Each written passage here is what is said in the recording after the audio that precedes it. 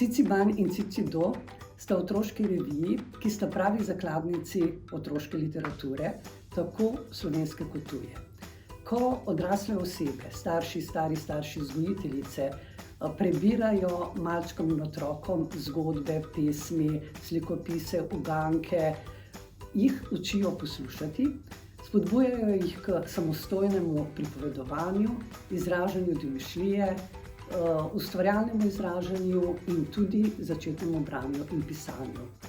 Besedila in naloge v Cicibanu in Cicidoju spodbujajo najmlajše tudi k miselni in telesni vadbi, razumevanju čustev in socialnih odnosov.